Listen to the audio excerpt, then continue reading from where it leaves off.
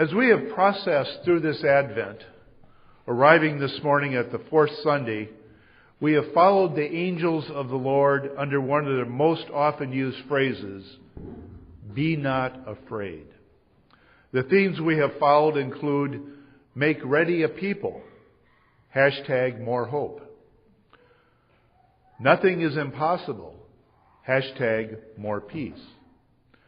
Do not be afraid, hashtag more joy. And this Sunday, there will be a sign, hashtag more love. Now in all this, our focus has been upon the angels directly tied to the coming of Jesus. We have the angel Gabriel appearing to Zechariah to announce that his barren wife would now bear a son. And Gabriel again appearing to Mary to let her know really strange things were about to happen. An unnamed angel appears to Joseph in a dream, assuring him it was all right to stay with Mary.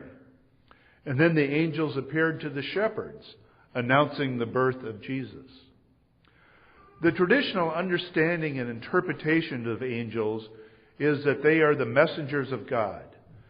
We have seen this in this Advent, angels in only one of their four traditional roles, that of the harbingers of special events.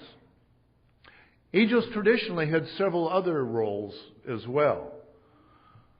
They conveyed the mandates of God to humanity. They came to protect the faithful, and they served as instruments of God's displeasure. Consider some of the other appearances of angels in the Bible. When Adam and Eve are driven from the Garden of Eden, two angels, seraphim, are set to guard the path to the tree of knowledge so they can never return.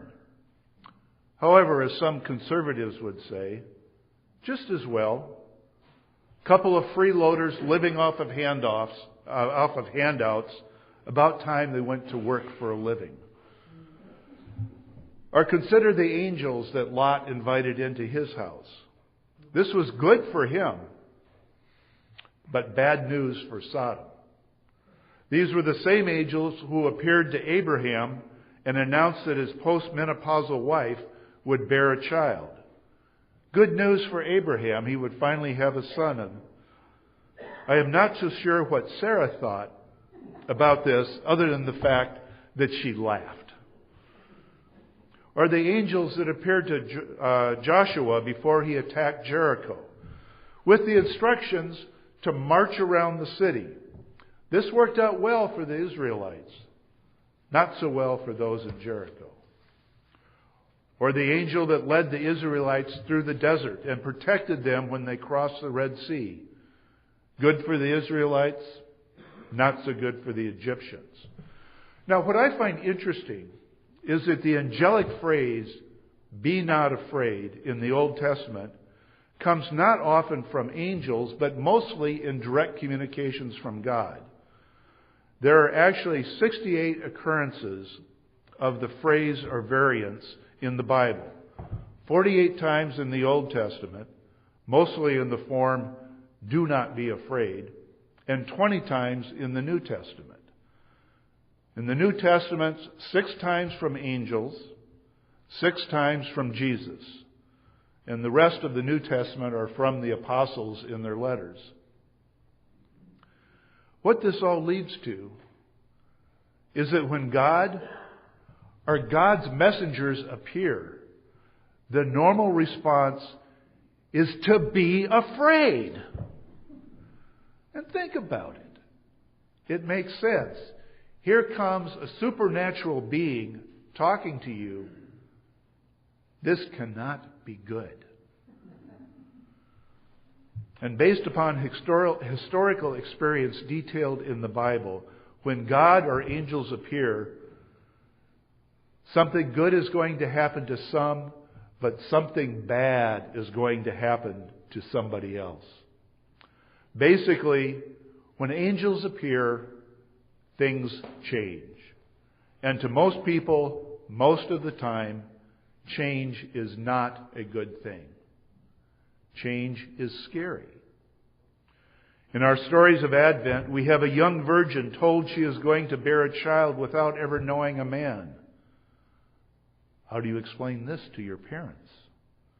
And her husband had his own angelic encounter when he decided he had to quietly leave Mary.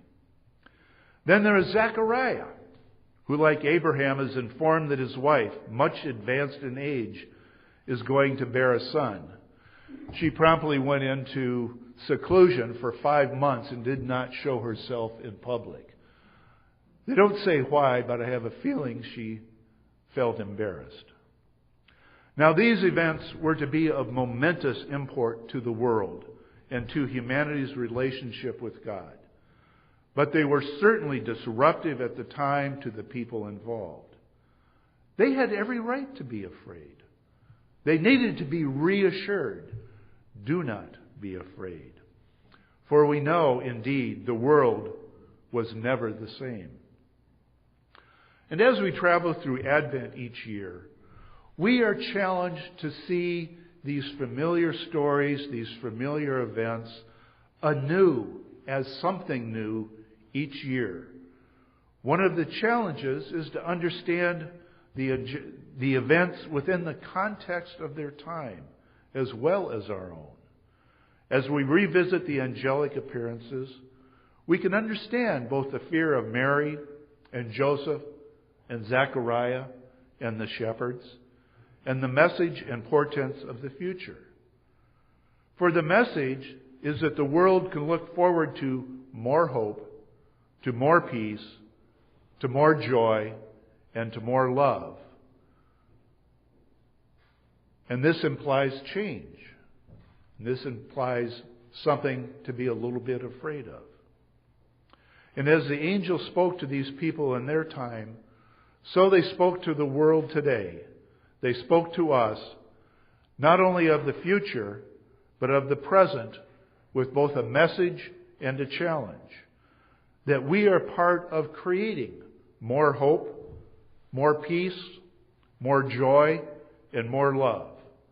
We are both the recipients and the messengers.